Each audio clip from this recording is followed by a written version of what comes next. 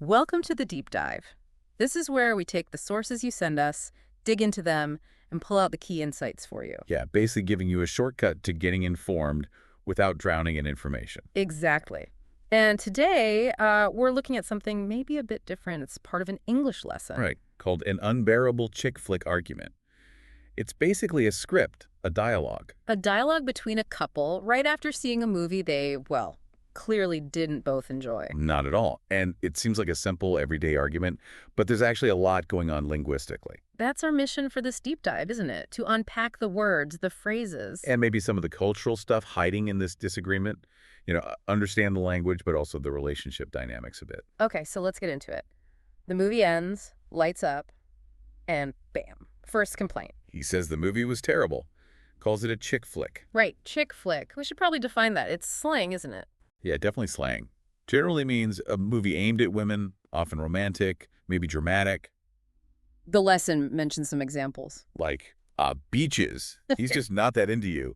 How to Lose a Guy in 10 Days, Bride Wars, those kinds of films. But here, the way he uses it, it's not just descriptive, it's negative. Oh, for sure. It's dismissive. Like saying because it's for women, it's somehow less good. Exactly. It's a judgment right off the bat, which is, Yeah.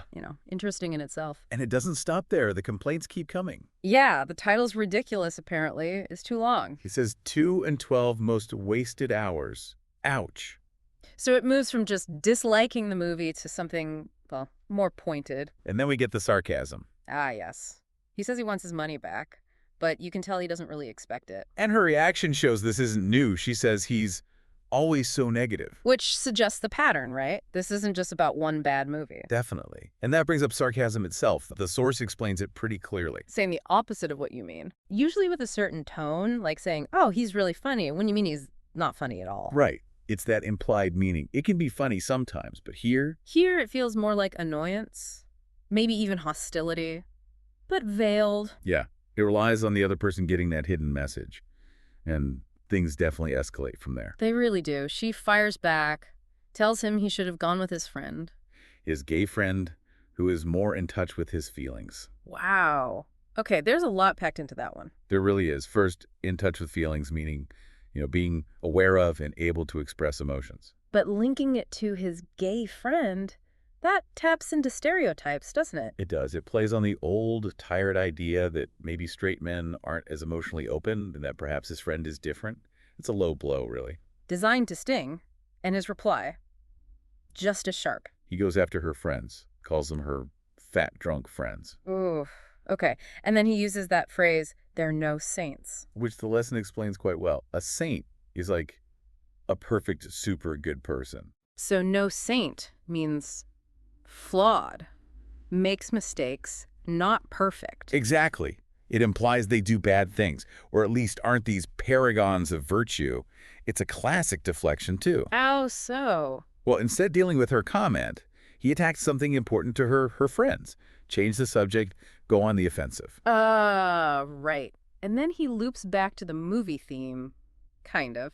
Dismisses love stories. It says they're more like one-night stands, which is pretty cynical. Yeah, and the source defines one-night stand clearly casual, temporary, usually sexual. So he's basically trashing the whole idea of cinematic romance as shallow and fleeting. It's a huge generalization. Which, probably doesn't help the argument. Not likely. Yeah. And it all builds up to the final line from her, the one that gives the lesson its title. You're unbearable. Unbearable, like cannot be tolerated, intolerable. That feels like the point of no return in this fight. It does. It's not just disagreeing anymore. It's a fundamental judgment on him as a person. And then she leaves him, tells him to walk home alone. Pretty dramatic ending to the evening. It really shows how much impact words can have, doesn't it? That single word, unbearable. It sums up all the frustration. It's final. Reading this, it makes you think. In arguments, sometimes we, exaggerate, say things maybe we don't fully mean later on. Oh, absolutely. In the heat of the moment, things get said. It becomes less about communication and more about scoring points, winning. Yeah, and this whole argument touches on that sort of classic battle of the sexes theme too, maybe. Yeah. Misunderstandings, assumptions about gender. For sure. And the friend thing, that's such a common source of friction in relationships. Totally. Not liking your partner's friends or them not liking yours. The source mentions reasons like gossiping or drinking too much. maybe just different lifestyles that don't mesh well. It's like our friends are an extension of us, so when a partner criticizes them. It feels personal, like they're criticizing a part of you. And sometimes people act differently with their partner than with their friends, right? That can cause tension too. Definitely. And the lesson even briefly nods to in-laws. Oh boy, don't even get started on in-laws. That's a whole other level. Haha, true. But sticking to this argument, it's amazing what we can pull out of it. Yeah, just recapping the language bits, we have chick flick with its negative weight. Sarcastic, No. which is all about that hidden, often critical meaning. Criticize, obviously central here. And that final word, unbearable.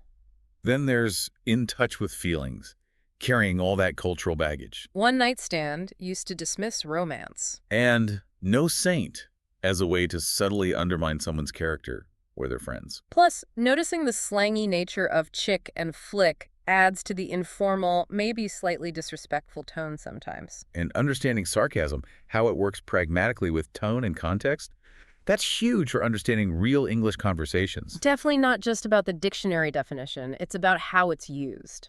So wrapping this up, this argument, while maybe uncomfortable to read, is actually pretty revealing. It shows us specific English words and phrases in action, yes, but also Also these common relationship tensions, communication breakdowns, maybe even some gender dynamics playing out. it's a good reminder that everyday talk, even arguments, is layered with meaning. Absolutely. Which leads us to a final thought for you, the listener. Yeah, think about arguments you've seen, or maybe even been in.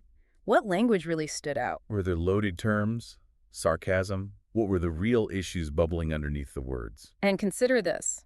How could understanding these language nuances, the slang, the implications, the unspoken messages, actually help us communicate better? Maybe even understand our relationships more deeply. It's something to reflect on.